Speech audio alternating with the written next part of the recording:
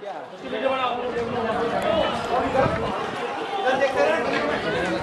से आ जाए।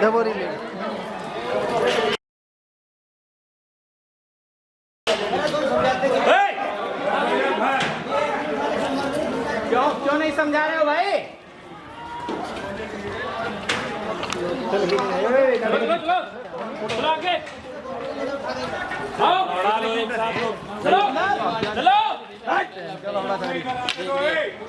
इंसिडेंट में अभी तक टोटल पुलिस की तरफ से 7 एफआईआर हुए हैं।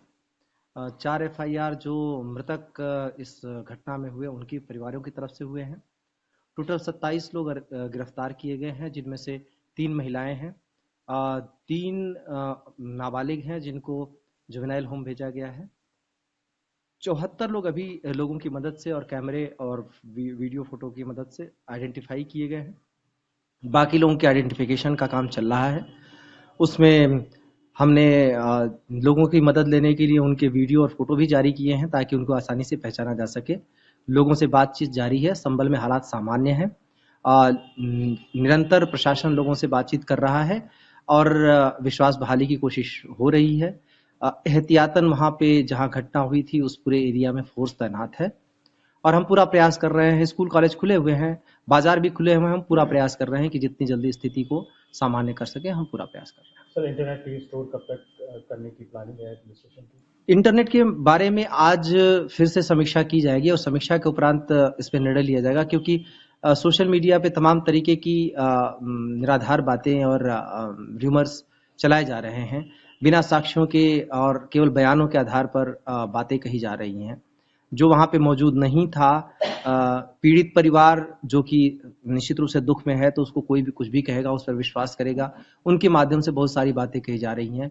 इसलिए इन सारी चीज़ों को रोकने के लिए, ताकि कोई भी इस तरीके की हिंसा फिर से कोई उकसावा न कर दे, लोगों को उकसाने में कोई कामयाब न हो जाए, इसके लिए ये बंद किया गया था। आज समीक्षा के उपरांत पुनः इस पर निर्णय लिया जाएगा। सर, दूसरा एक आरोप भी लग रहा है डिस्ट्रिक्ट एडमिनिस्ट्रेशन पे कि एक जो दल वहां से जा रहा था सर्वे के उपरांत, तो उसमें पर्टिकुलर नारे लगाए जा रहे हैं, लेकिन उनके खिलाफ कोई कार्यवाही प्रशासन की तरफ से नहीं की गई। देखिए, उस वीडियो को हमने देखा भी है, उसकी पड़ताल भी की है। वो वीडियो मस्जिद के आसपास के एरिया का नहीं है। जब सर्वे के उपरांत वो जो सर्वे की टीम जा रही थी, उसमें जब वो हिंदू बहुल एरिया में पहुंचे, वहां पे कुछ लोग उनके साथ लग गए। उन्होंने नारे लगाए, अवश्य लगाए। उनको भी समझा बुझाकर शांत कराया गया। ठीक उसी तरह जैसे मस्जिद के सामने जब लोग नारे लगा रहे थे, धार्मिक नारे, तो उनको भी समझाया ही गया पहले।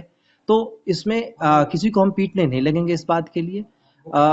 हमारी पूरी कोशिश यही थी और शुरू से लेके आखिर तक कोशिश यही रही, तब तक जब तक की मजबूरी न हो गई, कि हम लोगों को समझा बुझाकर ही इस पूरे प्रकरण में सामान्य स्थिति बहाल करें। लेकिन जो अनटुवर्ड्स इंसिडेंट हुआ वो इसलिए हुआ क्योंकि लोगों ने पथराव करने शुरू किए, गाड़ियों को आग लगाना शुरू किया, मस्जिद के ऊपर पथराव किया, पुलिस के ऊपर पथराव किया और भयंकर तरीके से पथराव किया। तो पुलिस को जो भी अनुमन्य उपाय है कानूनी, उसका सहारा लेना पड़ा। सर, ये भी इन्वेस्टिगेशन का पार्ट होगा कि सबसे पहले जो बताया जा रहा है, आरोप लगाए जा रहे हैं कि इंटेलिजेंस का फेलियर का आरोप, आप क्या कहेंगे इस पर? देखिए, हमें लखनऊ से सूचना तो दी गई थी कि इस तरीके की चीजें, हरकतें की जा सकती हैं। प्रशासन ने अपनी तरफ से जितने भरपूर कदम हो सकते हैं उठाए, इसीलिए हमने 5 कंपनी वहां तैनात की थी। पूरी पुलिस फोर्स तैनात थी। हमारे मजिस्ट्रियल एडमिनिस्ट्रेशन के अधिकारी भी तैनात थे। छतों पर लोगों को तैनात किया गया था। ड्रोन कैमरे से हम शूटिंग भी कर रहे थे। हमने सामान्य कैमरे भी कई सारी जगहों पर लगाए थे। लेकिन अचानक से इस तरीके की चीजें हुई। हथियार वाला एंगल हम भांप नहीं पाए। जैसा कि आपने देखा होगा, एक फोटो जारी हुआ है जिसमें एक व्यक्ति हथियार लहराता जैसा प्रतीत हो रहा है, जिसकी जांच की जा रही है और से कई सारे और भी क्लिपिंग्स आए हैं। हम उसकी पड़ताल कर रहे हैं, पर हर जगह फोर्स नहीं लगाई जा सकती थी। वहां जो भौगोलिक स्थिति आप देखेंगे, अगर हमें फोर्स लगानी पड़ी तो हर एक नुक्कड़ नाके पर फोर्स लगानी पड़ेगी, जिसके लिए जितनी पर्याप्त उपलब्ध फोर्स थी उसके अनुरूप हमने पूरी तैयारी की थी। तो इंटेलिजेंस तो सूचना थी, हमारी तैयारी भी थी, पर शायद हम उतनी व्यापक तैयारी नहीं कर पाए और उतनी व्यापक तैयारी करने के लिए जितने रिसोर्सेज थे हमने उसको तरीके से लगाया भी। इसकी समीक्षा होगी।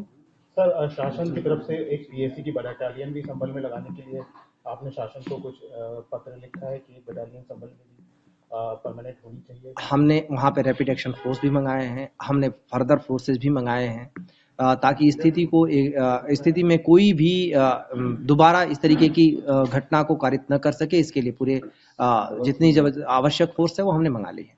प्रशासन की सरकार की तरफ से भी जारी हुआ है कि जो आरोपी हैं उनके खिलाफ कार्रवाई की जाएगी, पेनल्टी भी इम्पोज की जाएगी। इस दिशा में क्या प्लानिंग है एडमिनिस्ट्रेशन की तरफ से चल रही है? देखिए, अभी जो डैमेज हुआ है उसका असेसमेंट हो रहा है। जितनी भी नुकसान हुआ है पहले हम उसका पूरी आकलन कर लें।